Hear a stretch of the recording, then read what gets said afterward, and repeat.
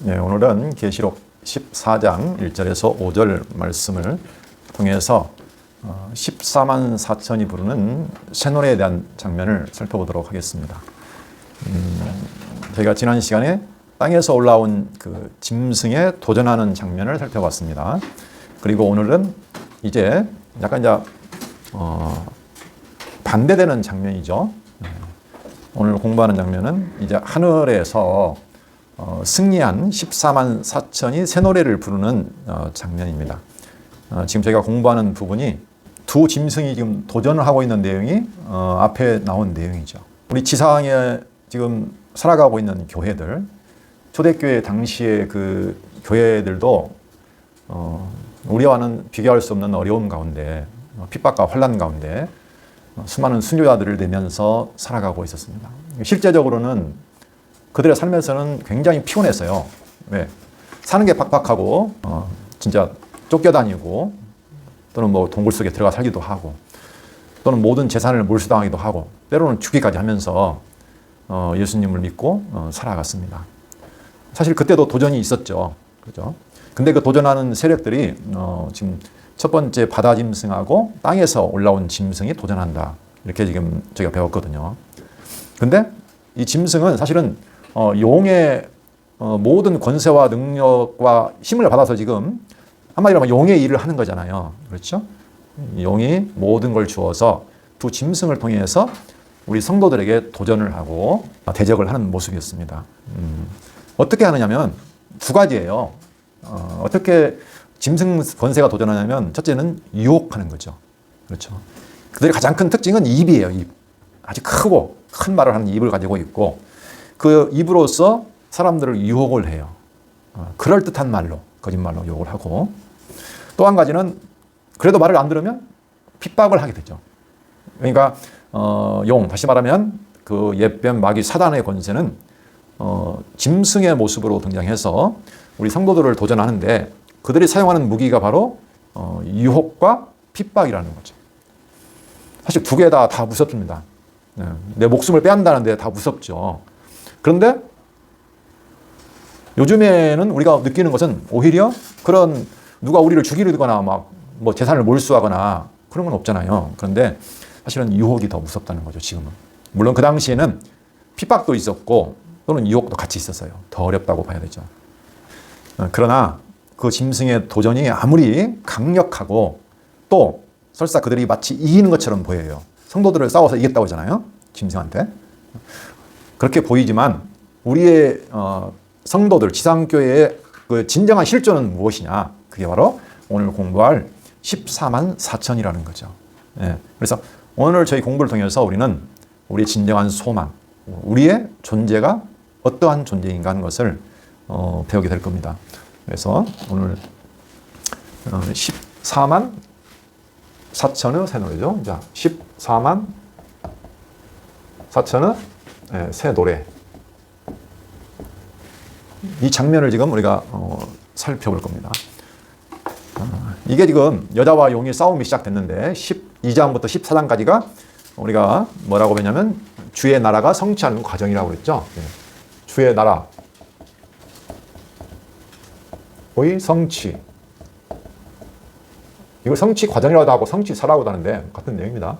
다시 말하면 교회의 싸움이다. 이렇게 말했죠.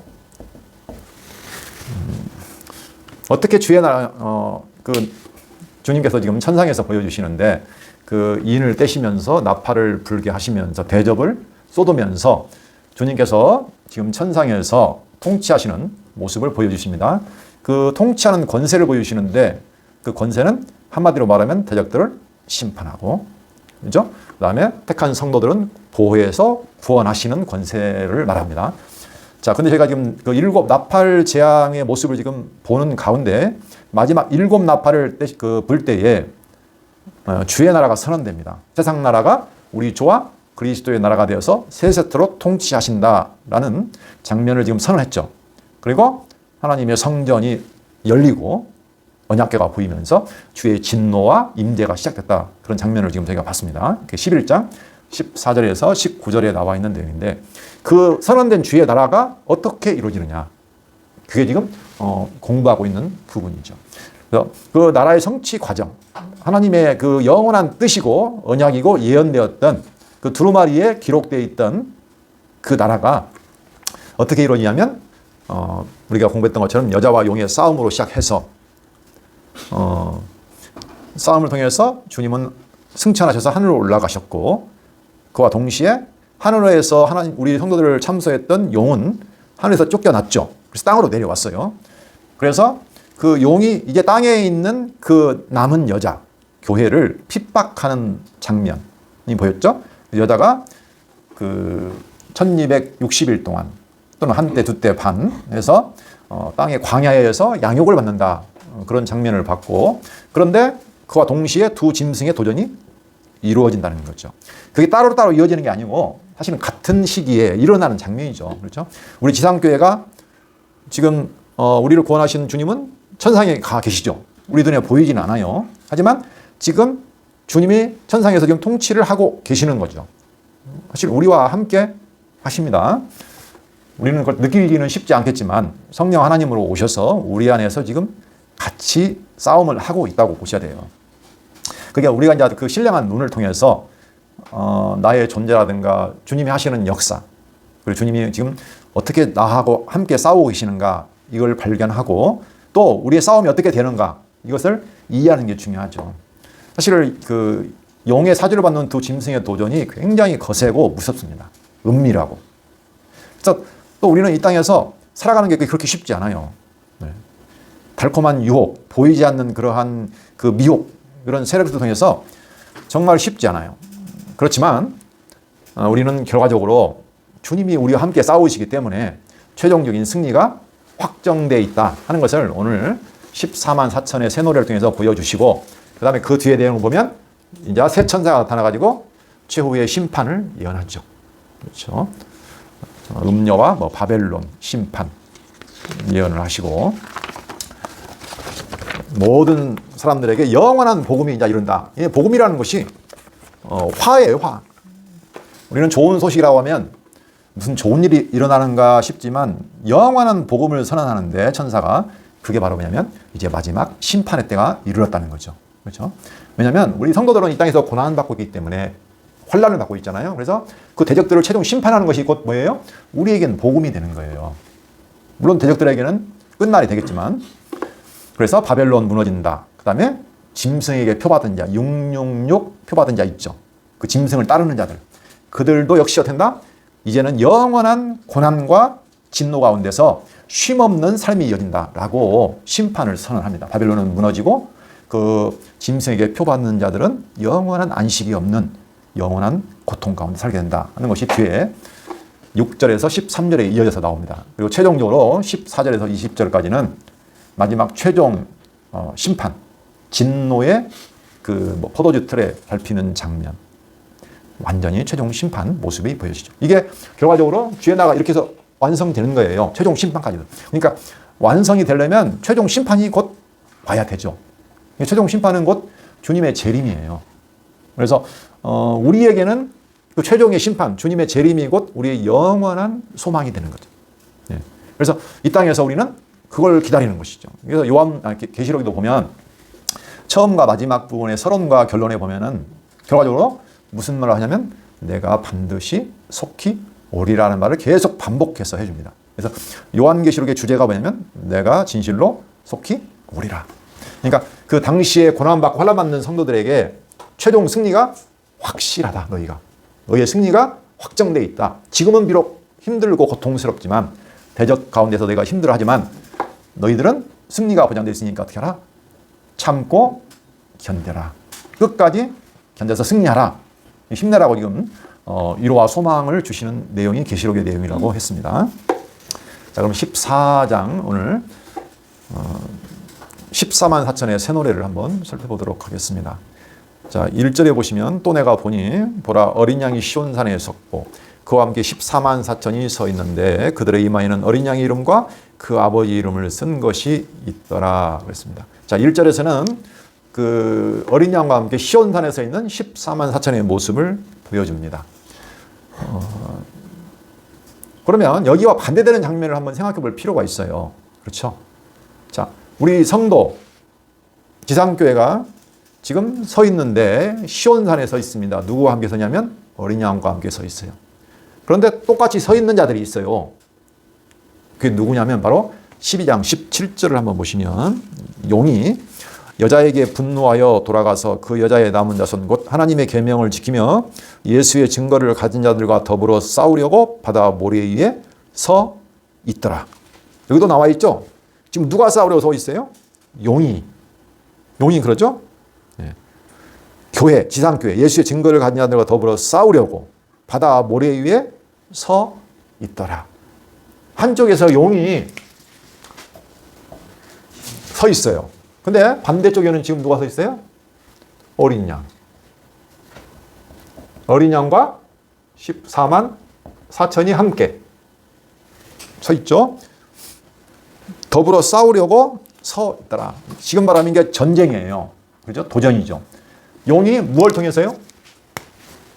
제가 봤던 두 짐승을 통해서 권세를 줘서 세상 모든 사람들을 어떻게 합니까? 미혹하죠. 그리고 잘 안 들으면 핍박. 해서 모든 사람하고 666 표를 받게 해요. 짐승의 표를 받게 해서 경배하게 해요. 그렇죠? 이게 곧 싸움이에요. 근데 어린 양과 함께 있는 14만 4천은 다르죠. 자, 여기서 시온산에 서 있다 했는데 제가 이제 시온산이란 그 의미가 좀 알 필요가 있습니다. 시온산은 그 모리아산 아시죠? 아브라함이 이삭을 드렸던 제물로 드리려고 하다가 양을 잡아 드렸던 그 모리아산. 그게 곧 예루살렘 성이에요. 그러니까 시온산의 다른 이름은 뭐냐면 예루살렘을 말합니다. 예루살렘 성을 말해요. 그런데 그 시온산에 대한 성경의 표현은 약간 그 의미가 있습니다. 시편 2편 6절에 보면 뭐 이방들이 뭐 열방이 분노하며 이방들이 막 대적하는 모습이 나오는데 그때 하나님이 뭐라고 하냐면 내가 나의 왕을 내 거룩한 산 시온에 세웠다 하면서 뭐 비웃는다 하나님께서 그 장면이 나오죠. 이게 통치한다는 거예요. 그러니까 이 시온이라는 의미가 하나님이 거룩한 자기의 왕을 지금 거룩한 산 시온에 세워서 다스린다는 것이에요. 그러니까 이 시온이라는 의미가 하나님이 세운 왕이 통치한다는 거예요. 대적들을 다스린다는 의미예요, 이게. 그게 이제 거기만 나온 게 아니고 이사야 24장 23절 또 40장 9절로 11절 찾아보면 좋습니다. 그러나 제가 찾아봤어요. 찾아봤는데 전부 다 무슨 얘기냐면 하나님이 임하신다. 하나님이 다스려서 통치해서 상급, 상 받을 자는 상급을 주고 보응할 자는 보응한다. 그리고 그들은 하나님 택한 백성은 인도하고 보호하시고 그런 내용이고요. 또 시온에서 하나님이 왕이 되셔가지고 자기의 영광을 나타내신다. 이런 표현들이 들어가 있어요. 그리고 미가서 4장 7절에 보면 이것도 마찬가지입니다. 시온에서 하나님이 다스린다. 여호와가 이제부터 영원까지 다스린다. 이렇게 다 나와 있습니다. 물론 구절들을 다 읽어보면 생생하게 느끼겠지만 시간을 절약하기 위해서 정리해보면 그 시온산이라는 의미가 뭐냐면은 하나님께서 임하고 임재하셔서 왕이 되셔서 다스리는데 어떻게 하면 대적은 보응하시고 그죠? 당신의 택한 백성은 상을 주셔서 보호하신다. 그래서 영원토록 통치하셔서 자기 영광을 드러내시는 곳으로 나와 있습니다. 그러니까 지금 시온산에 서 있다? 어린 양과 그 14만 산에 서 있다는 것이 무슨 의미겠어요? 어린 양이 하나님이 보내신 왕으로 지금 오셔서 지금 통치하고 심판해서 영원한 영광을 나타낸다는 의미죠. 그렇죠? 이 어떻게 보면 여기 이제 무슨 모습입니까? 최종적인 모습이죠. 그렇죠. 최종적인 모습. 하늘에서 이루어질 최종적인 모습을 지금 보여주는 거죠. 그래서 시온산이라고 이렇게 표현이 된 거죠. 자, 그런데 그 같이 서 있는 14만 4천, 14만 4천에 대해서는 우리가 앞에서 이미 공부를 했습니다. 다시 복습하자면 이 14만 4천은 어떤 자냐면 그 이마에 어린 양과 그 아버지의 이름을 쓴 것이 있더라. 666 표를 받은 자들. 이 짐승의 표를 받은 자들은 짐승의 이름이 써진 거예요. 그죠? 용의 이름이 써진 거라고요. 너는 내 것이야. 이렇게. 그죠? 그러나 이 14만 4천은 누구 겁니까? 어린 양과 하나님 아버지의 이름이 새겨져 있잖아요. 그러니까 하나님이 하나님 거예요, 하나님 거. 하나님의 소유된 거예요. 언제부터? 영원 전부터. 그렇죠? 네. 그래서 지금 비교를 하시면서 보면 되겠습니다. 이마에 새이기 때문에 변함이 없어요. 그래서 이미 그러니까 교회라는 것은 교회의 정체성은 이미 우리가 이 땅에서 지금 살고 뭐 싸우고 있다고 하지만 실질적으로 우리의 어떤 실존은 창세 전부터 이미 하나님의 소유가 된 존재, 택하심 받은 창세 전에 택함 받은 존재로서 이미 승리한 존재로 있다는 거예요. 그렇죠? 지는 것처럼 보여도 고난받는 것처럼 보여도 우리는 이미 승리한 존재, 하나님 것으로서 하나님이 한번 내 것이라 하면 누구도 뺏을 수가 없는 거죠. 그리고 반드시 승리할 거예요. 그래서 처음 계시록의 3장 12절에 보면 7교회에 편지를 보내는데 그 빌라델피아 교회에게 보낸 편지 가운데서 보면 이긴 자에게 무엇을 해주신다고 하냐면 자 거기 계시록 3장 12절 한번 빨리 읽어보겠습니다. 이기는 자는 내 하나님 성전의 기둥이 되게 하리니 그가 결코 다시 나가지 아니하리라. 내가 하나님의 이름과 하나님의 성 곧 하늘에서 내 하나님께로 내려오는 새 예루살렘의 이름과 나의 새 이름을 그 위에 기록하리라. 여기다 나와 있죠. 뭐 똑같은 내용이에요. 성전, 그 다음에 그 하나님의 성, 예루살렘 성, 시온성, 그 이름, 그 다음에 나의 새 이름, 하나님의 이름, 이것을 기록해서 이기는 자에게 결코 이제는 나가는 일이 없다는 거죠. 완벽한 하나가 되는 거예요. 예. 이게 승리한 자에게 주는 거라고 이미 했습니다. 하나님의 그 인맞은 그 모습은 계시록 7장 4절 여기 잠깐 읽어볼까요? 3절부터 보시면 이르되 우리가 우리 하나님의 종들의 이마에 인치기까지 땅이나 바다나 나무들을 해하지 말라 하더라. 그렇죠? 내가 인침을 받은 자의 수를 들으니 이스라엘 각 자손의 각 지파 중에서 인침을 받은 자들이 14만 4천이니 이렇게 해가지고 진노의 큰 날에 그 진노에서 구원을 받는 자들 그 앞에 보면 모든 여섯쟁이를 뗄 때 모든 자들이 다 하나님의 그 보좌에 앉으신 얼굴의 그 진노 어린 양의 진노에서 우리를 누가 가릴 수 있겠느냐 우리를 가려주라 그렇게 두려워 떠는데 그렇지만 하나님의 인치심 받은 14만 4천은 아니라는 거죠. 우리는 구원을 받는 자라는 겁니다. 계시록 9회에도 보면은 마지막 21장 27절에 보면 그 인침을 받은 자들은 그게 누구냐. 지난번에도 잠깐 설명을 했지만 21장 27절을 보면 무엇이든지 속된 것이나 가증한 일 또는 거짓말을 하는 자는 결코 그리로 들어가지 못하되 오직 어린 양의 생명책에 기록된 자들만 들어가리라. 이미 어린 양의 생명책에 기록이 되어 있어요. 그 자들만 들어가요. 그게 인친 자들이죠. 그러나 어린 양 생명책에 기록되지 아니한 자들, 인침받지 아니하고 짐승의 표를 받는 자들은 영원한 형벌, 지옥불에 들어간다. 둘째 사망에 들어간다는 내용이 20장 15절에 보면 바로 앞에 나옵니다. 거기 15절을 읽어볼까요? 20장 15절. 누구든지 생명책에 기록되지 못한 자는 불못에 던져지더라. 두 가지예요. 생명책에 기록되느냐, 기록되지 못한 자냐. 하나님의 인치심을 받은 자냐, 아니면 인칭을 받지 아니하고 짐승의 표를 받은 자냐. 여기에 따라서 달라집니다. 이 14만 4천은 그래서 하나님이 승리하고 영원한 통치를 시작할 때에 그들과 함께 있다는 거예요. 승리하고 왕노릇 하는 거예요. 왜? 진정한 왕이신 어린 양과 함께 섰잖아요. 지금.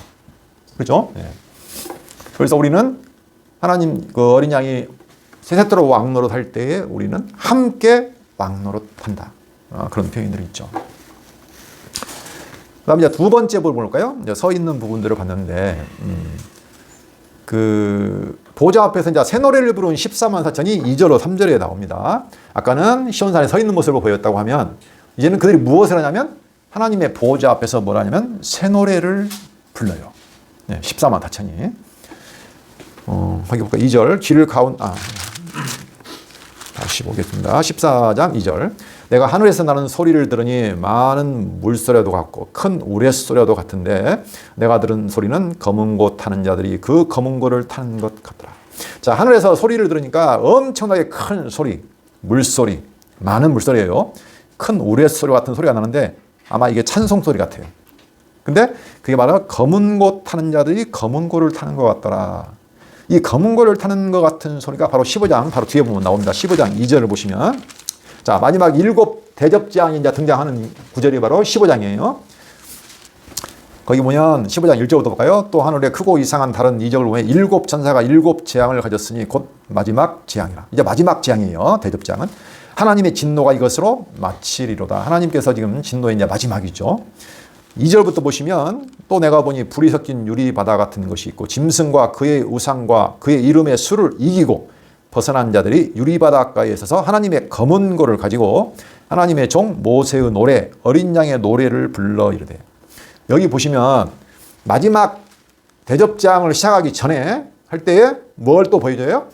최종 승리한 그 교회들 14만 4천의 모습을 또 보여줘요. 이렇게 계속적으로. 그렇죠?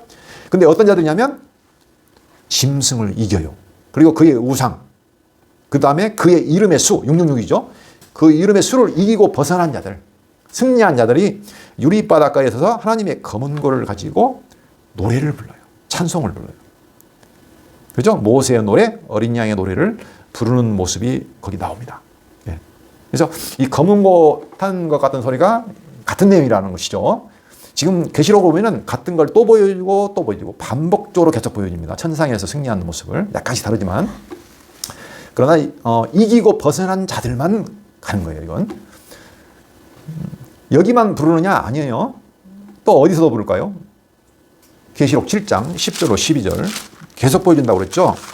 계시록 7장 아까 인치임 받을 때 14만 4천 나오죠. 거기에 보시면 잠깐 7장 10절로 12절 거기도 보면 그 14만 4천과 그다음에 그 셀 수 없는 흰옷 입은 큰 무리가 등장해서 그 보좌 앞과 어린 양 앞에 서서 10절 큰 소리로 외쳐 이르되 구원하심이 보좌에 앉으신 우리 하나님과 어린 양에게 있도다라고 찬송하죠. 찬송하죠. 하니 모든 천사가 보좌와 장로들과 내 생물의 주에 서 있다가 보좌 앞에 엎드려 얼굴을 대고 하나님께 경배하여 이르되 아멘. 찬송과 영광과 지혜와 감사와 존귀와 권능과 힘이 우리 하나님께 세세토록 있을지어다. 아멘. 찬송하죠. 이게 새 노래예요. 새 노래 근데 무엇을 노래하는가를 한번 우리가 유심히 볼 필요가 있어요. 구원하심이 오직 하나님과 어린 양에게 있다. 이 노래예요. 그리고 찬송, 영광, 지혜, 감사, 존귀, 권능과 힘 7가지죠. 모든 것이 우리 하나님께 세세토록 있을지어다. 그러니까 그들이 부르는 찬송, 구원받은 그 셀 수 없는 큰 무리, 이들이 부르는 그 찬송과 노래는 전부 다 하나님이 하셨다는 거예요. 어린 양과 하나님이. 그렇죠? 우리의 구원이 어디에 있다? 오직 하나님과 어린 양에게 있고, 그래서 모든 영광, 찬송, 감사 이런 것들을 우리 하나님께 있다. 이것을 노래하는 거죠.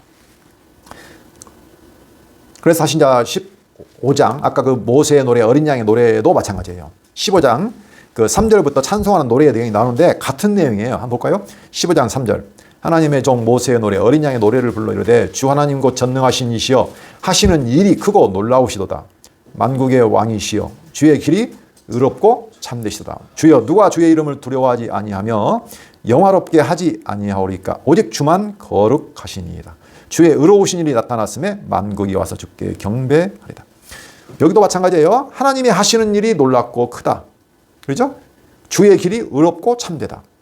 주의 이름 누가 영화롭게 하지 아니하오리까. 오직 주만 거룩하시니이다. 주의 의로우신 일이 나타났음에.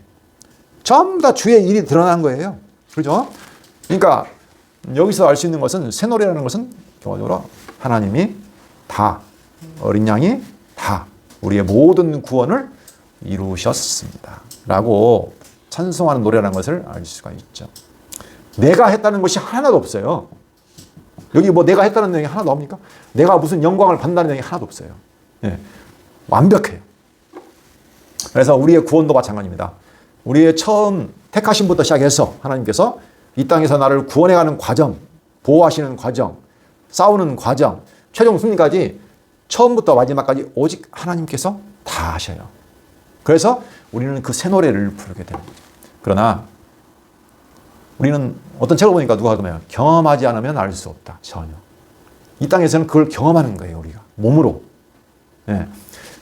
그래서 막 온갖 고난, 어려움, 역경 그런 통해서 배우게 하시는 거죠. 그게 바로 광야죠, 광야. 그러니까 광야가 참 고통스럽고 힘들긴 하지만 그런 의미에서 보면은 참으로 귀하고 복된 시간이라는 거예요. 노래를 배우니까. 그렇죠, 우리가. 정말 아름다운 노래, 찬송을 배우는 특권을 가지고 있는 거죠. 아무나 배우는 게 아닙니다. 짐승의 수를 받은 자들은요, 이 노래를 배우는 게 아니에요. 이 사람들은 자기 노래를 배우려고, 자기 노래를 부르려고요.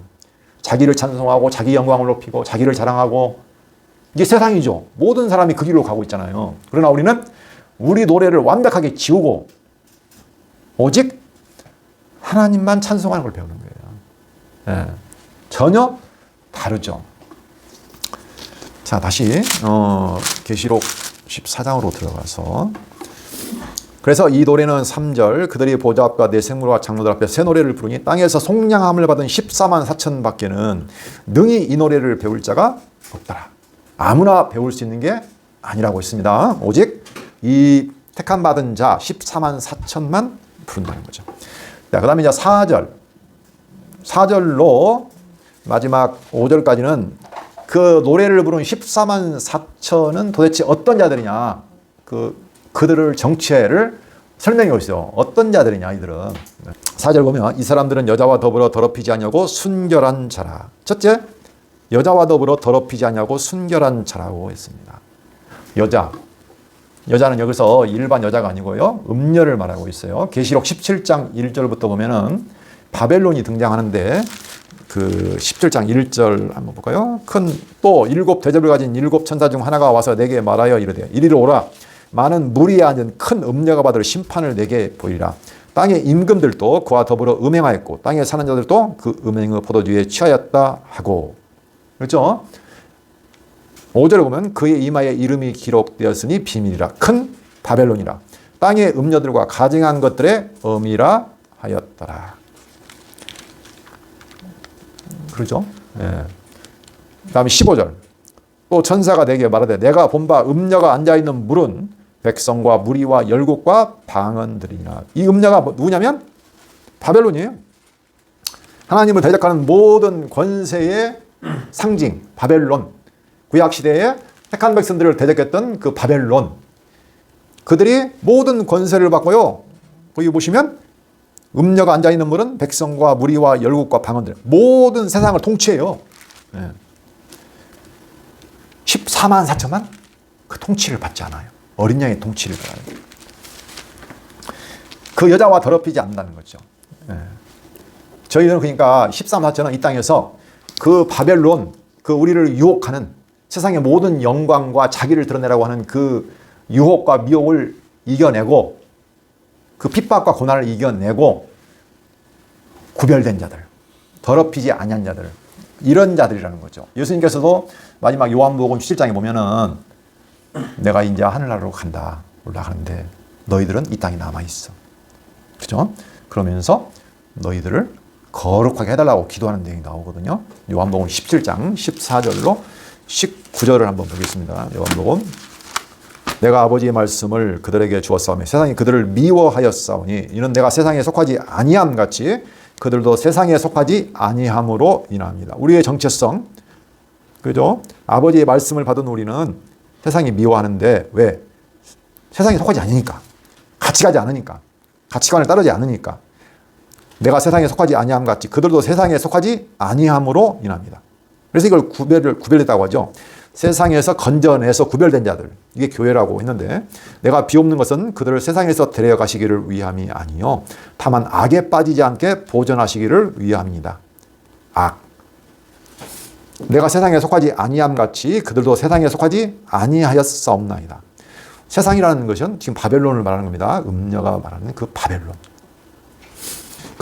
그들을 진리로 거룩하게 하옵소서. 아버지의 말씀은 진리이다. 예수님이 기도하는 것, 예수님이 하늘로 승천하시면서 남겨놓은 제자들, 성도들에게 원하는 것이 뭐예요? 진리로 거룩하게. 거룩하다는 것은 구별되는 거죠. 그렇죠? 세상에 속하지 않는 거예요. 세상에서 나오는 거예요. 그 악에서. 그게 바로 뭐냐면은 순결한 자, 여자와 더불어 더럽히지 아니한 자라는 거죠. 그 유대인의 결혼 풍습을 보면 재밌는 게 있는데, 그 유대인들은 우리처럼 바로 그 뭐 결혼을 들어가는 게 아니잖아요. 정혼을 맺잖아요. 먼저 혼 약속을 해요. 자, 정혼을 한 다음에 마지막 최종자 결혼 혼인 잔치를 하잖아요. 근데 그 기간 동안에 기간이 있어요. 바로 데려가는 게 아니에요. 정혼을 하고 준비 기간이 있어요. 이 준비 기간이 한 뭐 1년도 되고 온다는데, 그 다음에 마지막에 신랑이 밤에 어린 신부를 데리러 와서 최종적으로 혼인 잔치를 해서 집으로 데려가요. 그죠? 이게 유대인의 그 혼인 풍습인데, 근데 정혼을 했어요. 근데 그 기간 동안에 신랑을 못 기다리고 어떻게 되면, 벗어나면, 다른 남자를 찾아가거나 하게 되면 파혼이에요. 파혼. 그렇죠? 이 기간 동안에 신랑은 못 데려가요. 지참금을 마련해야 돼요. 신부를 위해서 열심히 돈을 벌어서 신부를 가서 부모님께 돈을 드리고 지참금을 드리고 데려가야 돼요. 그 기간 동안에 이 준비 기간이 필요하거든요. 근데 여기서 만약에 흔들려 버리면 혼인 깨지는 거예요. 이 기간 동안에 자기를 단장하고 순결을 유지하고 정결을 지키는 자만 신랑이 와서 데려와서 혼인잔치에 데려가는 거예요. 이게 우리 성도들의 신앙생활과 똑같아요. 그렇죠? 우리 창세전에 하나님께서 우리를 당신의 사랑하는 아내로 삼았잖아요. 그렇죠? 근데 이 땅에 보냈잖아요. 이 기간이 무슨 기간이에요? 준비 기간. 이 기간 동안에 우리가 음료와 더불어 놀아나고 세상에 속해버리면 순결을 잃어버린 거죠. 그리고 최종으로 주님이 다시 오시죠. 그죠? 재림하시잖아요. 왜? 잔치하시러. 천국에서 어린 양과 신부가 거룩한 옷을 입은 그 거룩한 신부가 만나서 결혼을 하잖아요. 그게 바로 계시록 19장에 보면 바로 나와요. 그게 한번 읽어볼게요. 계시록 19장 7절로 9절을 보시면 어린 양의 혼인잔치가 나오는데, 우리가 즐거워하고 크게 기뻐하며 그에게 영광을 돌리세요. 어린 양의 혼인 기약이 이르렀고, 혼인 기약이 이르렀고 그의 아내가 자신을 준비하였으므로 그에게 빛나고 깨끗한 세마포 옷을 입도록 허락하셨으니 이 세마포 옷은 성도들의 옳은 행실이로다. 천사가 내게 말하기를 기록하라. 어린 양의 혼인잔치에 청함을 받은 자들은 복이 있도다 하고. 혼인 기약이 있어요. 그 기간 동안에 아내는 자신을 준비해야 돼요. 아주 깨끗한 세마포 옷을 입지 않으면 못 들어가요. 그게 지금 우리 성도들이 광야에서 살아가는 기간이에요. 우리는 지금 주님 오시기를 기다리면서 정결하게 거룩한 삶을 살아가는 거죠. 예. 거룩이라는 것은 구별되다는 다르다는 뜻이잖아요. 세상 사람과 똑같이 살아가면 안 되죠. 왜? 우리는 어린 양과 하나님께 속한 자들이잖아요. 거룩하게 된 자들이기 때문에 생각과 풍습과 모든 게 다르다는 거예요. 사람들이 보고 저 사람은 똑같네, 세상 사람하고. 이렇게 말해버리면 이거 참 문제예요, 문제. 그래서 우리는 그 거룩함을 유지하는데 좀 더 보다가 설명드릴게요. 자, 14장. 두 번째 보면 어린 양이 어디로 인도하든지 따라가는 자며, 그렇죠? 어린 양이 어디로 가든지 따라가는 자라고 했어요. 어디로 인도하든지 따라가. 어린 양께 순종하며 따라가는 자들이에요. 어디로 인도하는지는 몰라요. 하나님께서 우리를 넓은 길로 인도하는 것은 아니에요. 예수를 믿으면 만사가 형통해지는 것도 아니고 성공으로 가는 것도 아니고 부자가 되는 것도 아니고, 그렇죠? 그런 길이면 우리가 넓은 길이라고 부르는데 예수님께서는 좁은 길로 가라. 너희가 가는 길이 좁은 길이다 라고 말했잖아요. 왜? 자기를 부인하고 자기 십자가를 지고 가는 길이기 때문에 그래요. 예수를 따라가는 길. 그 길은 세상 사람들은 전부 다 자기를 높이고 자기가 살아나는 길이잖아요. 내가 영광이 드러나고, 그죠? 자기 뜻을 이루고 자기의 뜻을 관철하고 내 소원을 이루는 길이 세상 사람들이 가는 길이에요. 근데 우리가 가는 길은 반대예요. 자기를 부인하고 자기가 죽는 길이에요. 그렇죠? 자기가 완전히 사라지고 완전히 내가 포기되고 누구만 남는 거예요? 예수님. 내 안에 예수님만 나오고 예수님의 은혜만 의지하는 거예요. 자기 행위를 의지하는 게 아니고. 이게 순결한 여자예요. 그렇죠? 하나님께서 뭘 기뻐하시겠어요? 어떻게 우리를 단장하겠어요? 오직 예수 그리스도만 남는 거예요. 그 다음에 그 은혜만, 그의 피만 의지하는.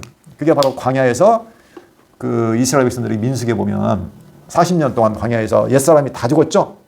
예. 하나님이 없이 살았던 자기들이 다 죽었어요. 그 작업이 얼마나 힘들겠어요. 좁은 길이라는 거죠. 예. 또 좀 볼까요? 자, 새 노래를 부르니 이 어린 양이 어디로 인도하는지 따라가는 자며 사람 가운데서 속량을 받아 처음 익은 열매로 하나님과 어린 양에 속한 자들이니, 자, 처음 열매라고 그랬죠. 처음 열매. 구약시대 보면은 이스라엘 백성이 첫 열매가 나오면 하나님에게 바쳤죠. 이건 하나님의 것입니다. 이렇게 첫 열매를 바쳤어요. 그래서 하나님께 완전히 속한 자들이에요. 아까 말했죠. 같은 내용이라고 보시면 됩니다. 그 입에 거짓말이 없고 흠이 없는 자들이다. 는 내가 있습니다. 내가 뭔가 합니다. 내가 있습니다. 내가 뭘 이룰 수 있습니다. 다 거짓말이에요. 네. 오직 하나님과 예수 그리스도의 은혜만이 나의 구원입니다. 나의 모든 것입니다. 새 노래가 무슨 내용이라고 했죠? 오직 하나님이 다 하셨습니다. 그렇죠? 그 내용이라고 했잖아요. 그게 진짜예요. 세상에서 거짓말하는 걸 말하는 게 아닙니다. 네. 예수 그리스도만을 내가 의지하느냐, 아니면 자기를 뭔가를 의지하는 게 있느냐, 그 싸움이라고 했죠. 흠이 없는 자들이다. 에베소서에 보면은 찬송하려다 하면서 창세 전에 그 안에서, 사랑하는 자 안에서 거룩하고 흠이 없게 하시려고 라고 나와 있잖아요. 그 신령한 복에 대해서. 우리는 원래 하나님께서 부르실 때 거룩하고 흠이 없는 자로 부르셨어요. 누구 안에서? 아니, 나처럼 흠이 많고 진짜 그 불완전한 자가 어디 있겠어요? 오직 예수 그리스도 안에서. 그러니까 이 땅에 살아가는 광야의 삶은 그거예요. 나를 죽이고 나를 포기하고 내가 사라지면서 예수 그리스도 안으로 들어가서 완벽하게 흠이 없는 존재로 드러나는 거죠. 그 싸움이 곧 무슨 싸움일까요? 우리의 광야에서의 믿음에 사는 싸움이에요. 자, 그 싸움에서 승리한 자들이 최종적으로 어디에서? 시온산에서 주님과 함께 서서 영원한 새 노래를 부르는 자들이라는 거죠. 이 땅에서 모든 문제를 내가 다 풀어내고 해결할 수 있다? 아니라고 했어요. 그건 기독교가 아니라고 했어요. 어떤 문제가 내 앞에 닥쳐도 나는 다 견뎌낼 수 있다. 네. 디모데전서 6장 7절로 15절 읽어보고 말씀하겠습니다. 자, 우리는 믿음의 선한 싸움을 하고 있는 존재들인데 우리 안에 과연 어떠한 싸움들이 있을까요? 디모데전서 6장 그 5절부터 보면 마음이 부패하여지고 진리를 잃어버려 경건을 이익의 방도로 생각하는 자들의 다툼이 일어나느니라. 말세.